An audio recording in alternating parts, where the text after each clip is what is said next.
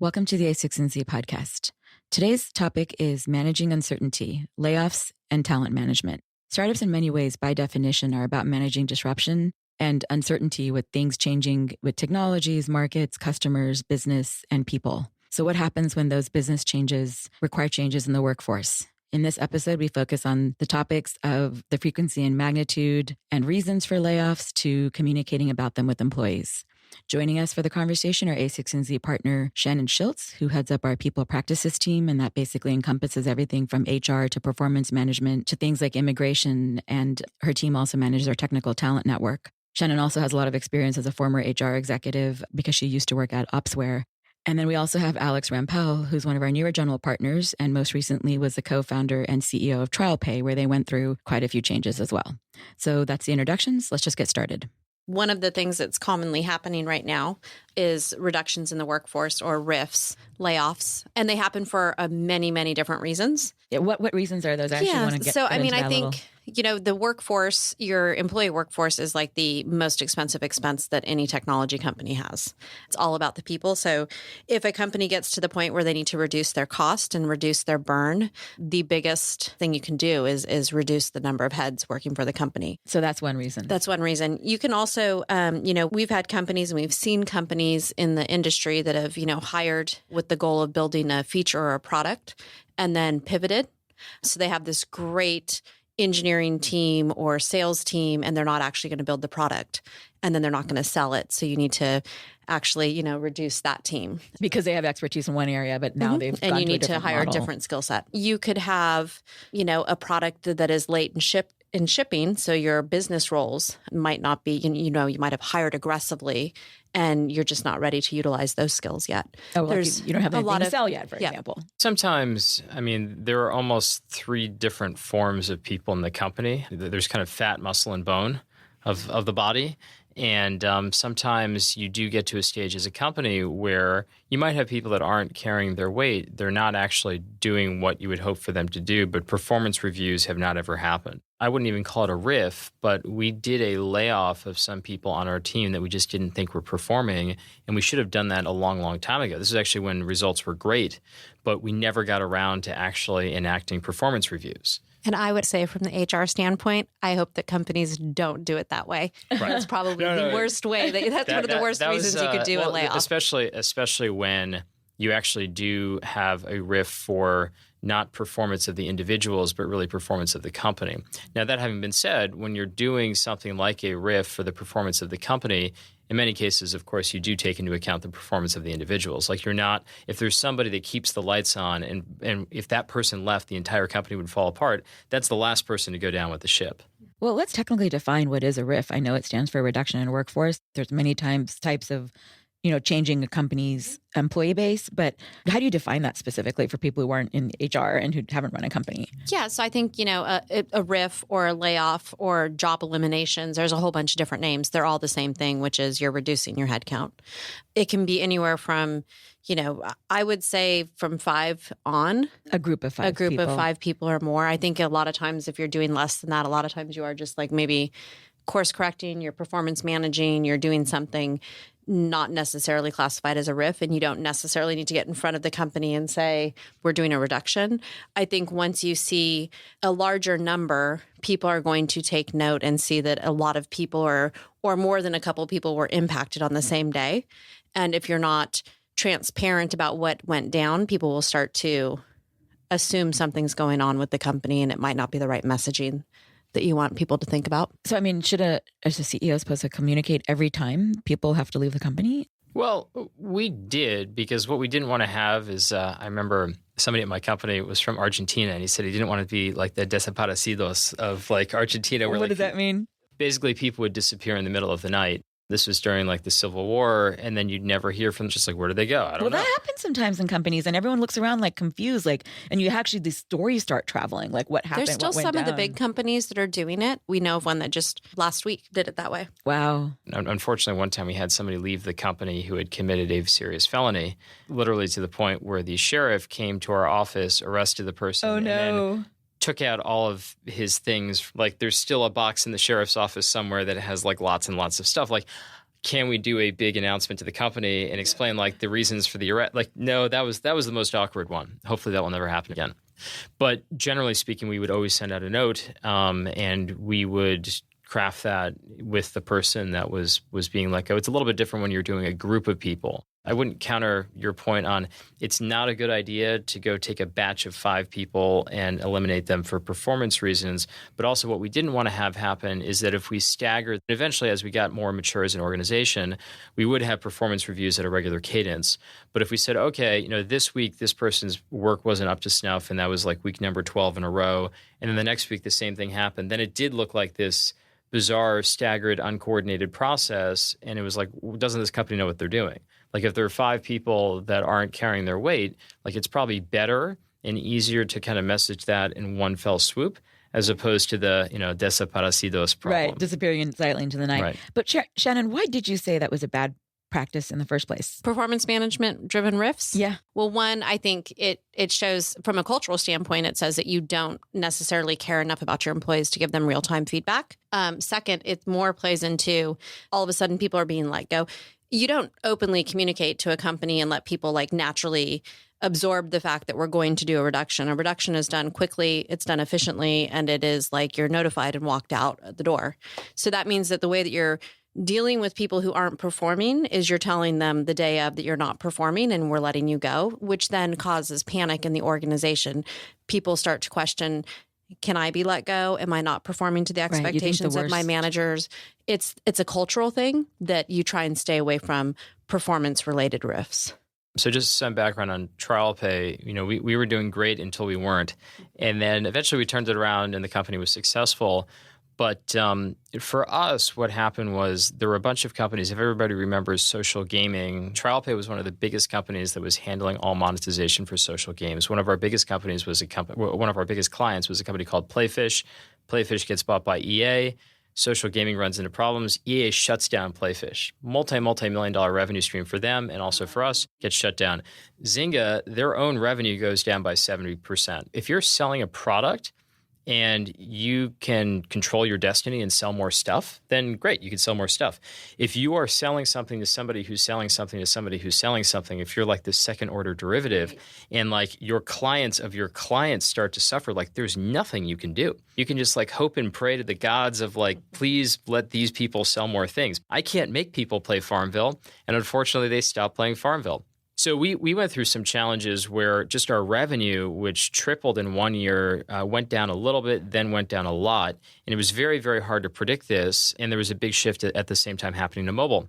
So we were confronted with this problem of we didn't have the revenue that we thought we were going to have. We knew that there was nothing we could do to affect that because we had this second order derivative problem of we were just 2 steps away from the end consumer. We did have to do a number of riffs, but the problem was, obviously it's kind of, everybody knows you shouldn't do death by a million riffs.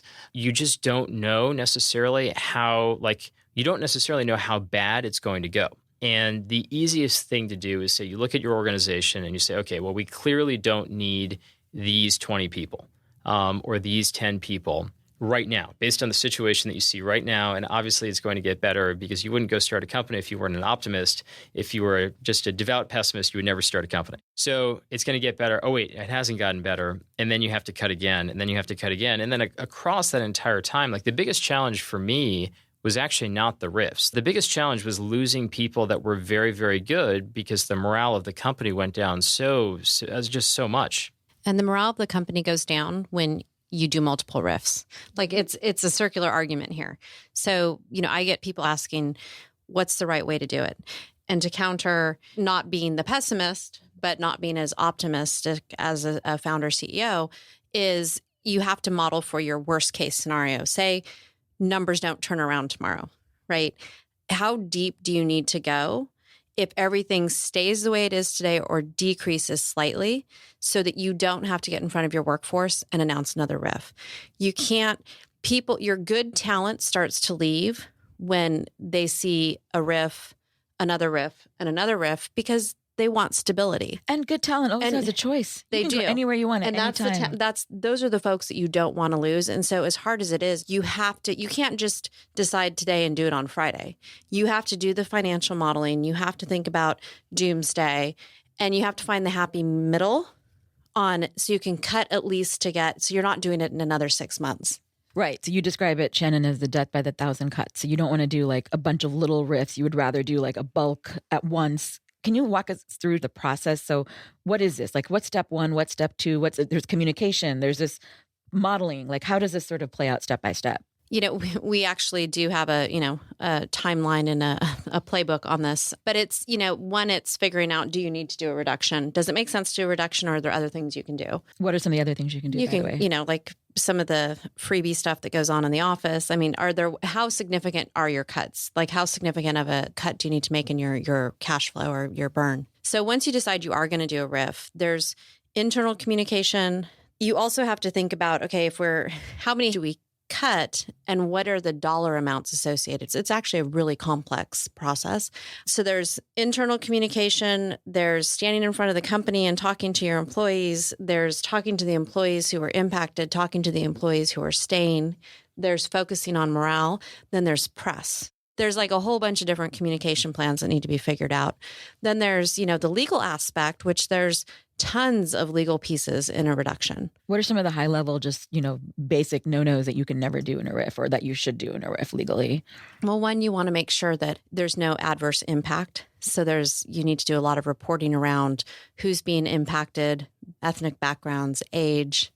You want to get signed releases from folks. You have to look at affordability for severance. And then you have to look at, on top of that, like if you stay under 50 in California, you don't need to give a certain amount of notice. If you are reducing more than 50, you have to give 60 days notice or pay it out in severance. So it's actually a really complex thing. In terms of just how to do this and how to do this right, what I learned was, again, like going back to this optimism versus pessimism thing. If you're starting a company and you're going and hiring people and you're getting great engineers and salespeople and business development people away from places like Google, where almost in every case they're making more money, you're getting them for two reasons. One, you're getting them for mission, hopefully, and then in which case everything becomes easier around morale and everything else. But that's not always the case. In many cases, you're getting them because they see, okay, I'm giving up something here, but I'm going to own 1% of the company, or I'm going to own 0.5% of the company.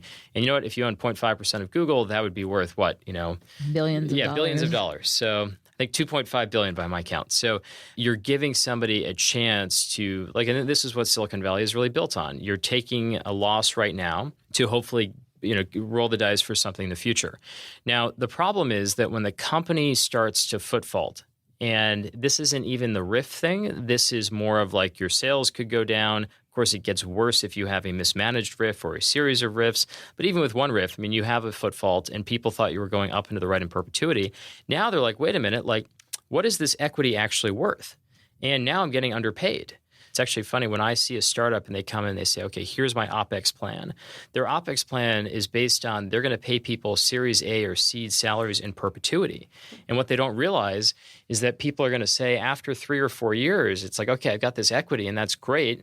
But you know what? I need to go buy a house. And that's a lot harder to do. Especially if you haven't gotten the liquidity out. Well, to that point, really quick, because we've moved on to a compensation topic, which is you have to be very careful. I'm sure you agree with this. At seed stage and A round, a lot of companies will give the option of, do you want more options or more cash? And they'll figure out the equation and give somebody more options and keep them at a reduced cash rate. Once you start approaching your B round or 2 to 3 years into it, everyone gets brought up to market. So you only get a discount for a certain amount of time before everyone comes to market because people cannot afford to live on a discounted cash income. But the point is, I think, interesting because it's a connection between what happens to the morale and how that turns that into a salary conversation. What's your view on tying those two? Is that a mistake to link them? So no, I actually think, to Alex's point, I think there's a third thing. There's the mission, there's the equity, but I think the third piece, and this is where I do a lot of coaching on the RIF topic, people come to work for the founders. They come, they truly believe if you can actually do a RIF the right way, and everyone that you want to keep feels like everyone who was reduced or impacted was treated with respect on the way out the door, you can keep your great employees because they came to work for you. And if you're treating everyone with respect, they'll stay with you. And this was, at Opsware, we went through, I think, 3 reductions. You did? Yeah. And it was at the end when we sold to HP, everyone that went over in that cell would still to this day probably walk off a cliff for Ben. Well, that's amazing. Right? Because as a CEO, founder CEO, people believe in your vision and they believe that you know what you're doing. You read his book, The Struggle. Like he didn't always know what the right answer was, but his employees always felt that he did. The thing I say to our founders and CEOs is that every person who's joined this company joined you. They might be working for someone else, but they believe in the company you said you were going to build. So, you guys have both referenced communication and believing in the founder. Is the founder then the right person to get in front of the company and communicate? Is it or someone else? It's the founder. It's the CEO. The most important thing is you want to control the communication that's going out to your entire workforce, which means one person needs to stand up and communicate to everyone what's going on that day, why it's taking place, and that you as a CEO and founder, like it was one of the hardest decisions you've made. What's the right balance? I mean, are you supposed to be very matter of fact and sort of clinical? Are you supposed to be a little emotional? I mean, do you feel like, do employees feel doubtful if they see the CEO kind of tearing up in the middle? Should they be a little, very HR, not to be mean, Shannon, but honestly, like cold and harsh. Yeah, a lot of HR people come off very like, okay, and here's the paperwork and you're done and you got to sign it. And there's like legal reasons for that. So what's the right balance here? And I mean, I know there's no right answer, but what's the best practice? Shannon can probably answer the HR aspects of that very, very well. I mean, for me, it was more of how do we still communicate? I mean, to your point, like people are showing up to work for this mission, for the founders, for everything else that they really signed up for.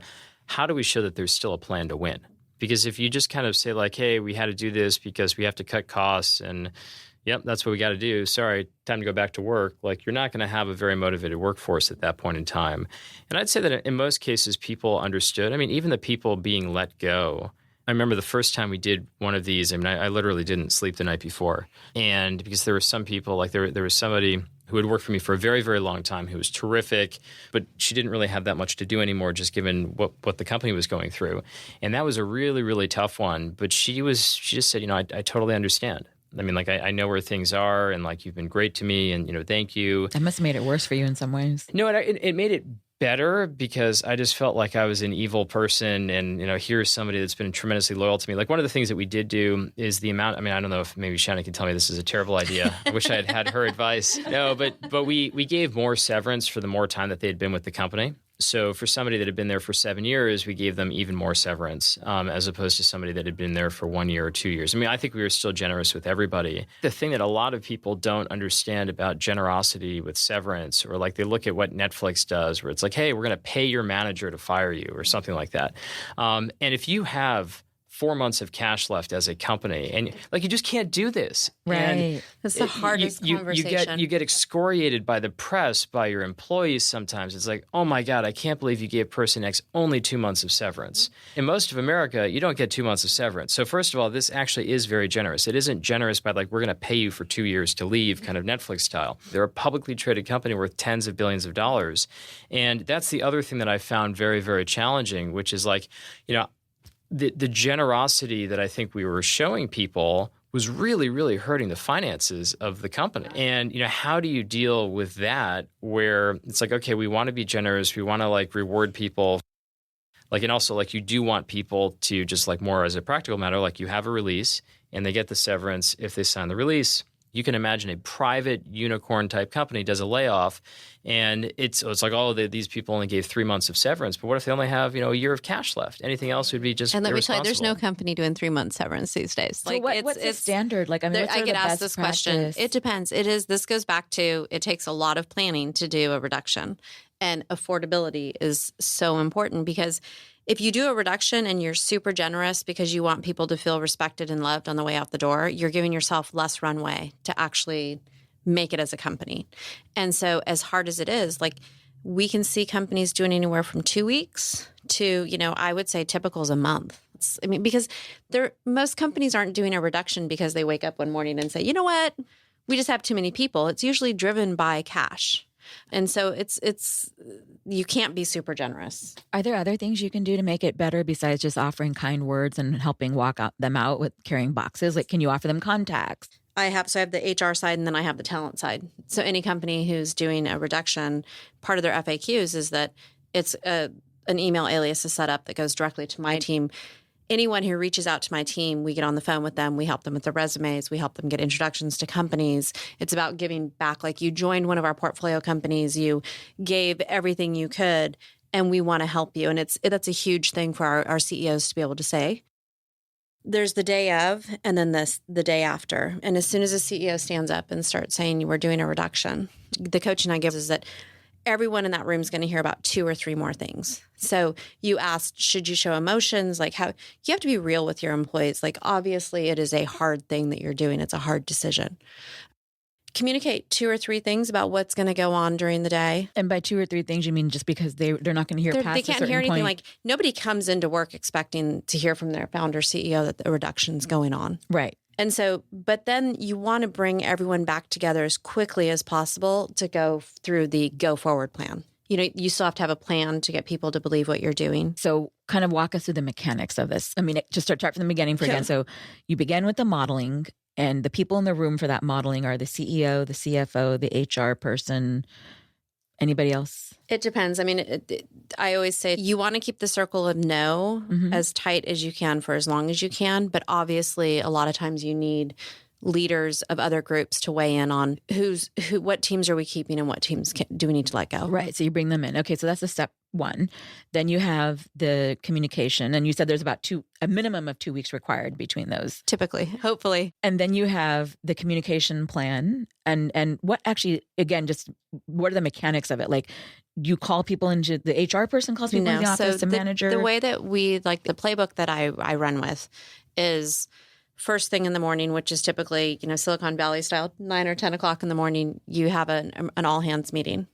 And as a CEO, you stand in front of the company and announce, like, today we are doing a reduction in force. And will those people who are getting reduced have already heard that? Nope. And here's why. If it's, the market's changed, or we need to reduce costs, or we built something, like giving a couple of reasons why we're going through it, but very simple. And then kind of walking through, here's what we're all going to experience today. So either everyone's going to be met with, or those impacted are going to have a meeting with their managers. So you're actually giving the people a heads up. Yep. I didn't know that. I thought it was the other way around always. So a lot of times what will happen is people will come to me and say, not comfortable standing in front of the company and saying that. And I'll say, okay, but just realize as soon as you have that first conversation with someone that they're being laid off, it will spread like wildfire. Everyone will start guessing, and you don't get to control the message. The very high level, like, we're doing this today and this is why. Then you dismiss everyone, you let everyone go back. No one's going to do anything during the day. You have the conversations, you have managers sit down and talk to employees and tell them that they're being impacted. Does an HR person have to be staffing, legal, anything like that? If you think there's something that could go sideways, you can pull HR into it, but your manager should be able to handle it. Okay. And then from there, I typically recommend bringing the company back together for 10 minutes at the end of notifications and saying, it's been a hard day. We appreciate everything that everyone has done here. We're sad to see people leave. And it's typically around noon, and let people go. You can either try and bring your workforce who is remaining back at 3 o'clock, 4 o'clock, or, in the late afternoon, just to do a quick, hey, this is what we're going to do the rest of the week. Or have the next morning, and this is where you have to have tight communication, your PowerPoint, everything's ready to go on.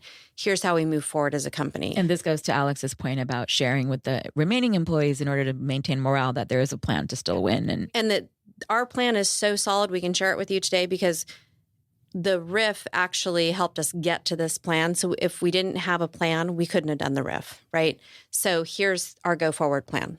Yeah, we did it a little bit differently, but I haven't had as much experience. I will say that you have different currencies as a company, and obviously your most valuable currency is kind of the mission, and that is what it is. Like, you can't, if you change the mission, that's often very, very challenging. It's the mission and it's the personalities of kind of everybody involved. There's compensation, which is equity and cash. The value of the US dollar isn't going to change, but your equity can change a lot. The last is just responsibility. And what we did at the end, we did a couple things, and this is probably very non-traditional, but thing number one is actually we split the company in two. We had a different product within the company that we just thought was very, very high beta. And there was a lot of controversy around this. I think most people thought that we were idiots for doing this. Because imagine that your financials are not doing well. What's the first thing that goes in the chopping block? It's the thing that could work in the future, but it's not anything about near-term revenue. And yet these are the things that you need to invest in for the future. So actually, we spun this out into a new effective Series A backed company. And we had 25 people that wanted to, they missed the experience of working at an early stage startup. They went off with the little ship. I mean, it wasn't a riff. It was this was a funded company. And again, you can't always do this, but this was a fully formed product. The main company, TrialPay, was a lot more profitable at this point in time because we had all these expenses taken off our books. If you didn't get selected for that small boat, then you were left in the dying colossus. So what we did was we actually gave people a lot more responsibility. I mean, that was a huge morale booster. You're more vested in the future. You feel like you have control and ownership. Yeah, and we try to give them more equity as well. But the problem is that, if you say, okay, well, this company is going to be worth a end state of zero. I mean, it wasn't. But if you say that, or people believe that, and you say, hey, guess what? We're giving you a lot more equity. It's very hard to make that valuable for people. But this was something that we did where we had the group of people that really wanted these small stage experience again, and they were probably going to leave us for that reason. And we had a really cool product that they were very, very excited about. TrialPay, I mean, I think the only currency that we really had left, because we couldn't pay people to stay for the very reasons that we talked about with just OpEx and whatnot, but we could give people a lot more responsibility. And I think that really worked. I think the end thing, just to doing stuff like that. And if you've read Ben's book, or if you've read some of Ben's blogs, or if you've heard our compensation thing, I was laid off in the second layoff. Oh, right. Yeah, you guys talked about it on the HR podcast. And so, if you do it right, the loyalty doesn't go away, and you can continue keeping people that are important. And I was the second layoff we did. I was reduced and hired back within a year, but it made sense to your point about the person that kept you up all night. So one last question then. How do you ensure that you get back the employees that you want back when you can get to a state where you can bring that person back for whatever reason? And how do you handle the disgruntled employee that is always saying crap about the company after they leave? I mean, I know there's stuff like non-disparagement. I think the more focus and the more you pay attention to the angry employee, the more what they have to say matters. People leave, people get angry. Changing jobs is top 3 of the most stressful things that you go through in your life. What are the other two? Marriage and divorce. Babies. I think getting married. There's 3 things. Death is one of them. But it's one of those things that, so it's super, super stressful. And then when it's not controlled by you, I mean, there's people who are going to have anger. And, my recommendation is usually to let the person simmer out, unless there's legal things you can do if they push the envelope. But the more attention you give it, a lot of times the more fuel you put on the fire. Yeah, I would agree. I mean, it's funny. I won't say who, but now that TrialPay got acquired by Visa, I'll look at somebody's LinkedIn profile and they'll say they were, and this might have been a disgruntled person, and they'll say TrialPay, and they changed it to now saying acquired by Visa. So, I mean, the best medicine is really just to really, how do you make this company successful again? Because these feelings are often very transient. I mean, yes, if it gets to the point where you need a restraining order, that's a different problem. Right. But if it's the normal course of action, which is, my view is that it's understandable. I viewed this as a colossal failure by me. And if somebody was mad at me, it's yeah, they should be mad at me.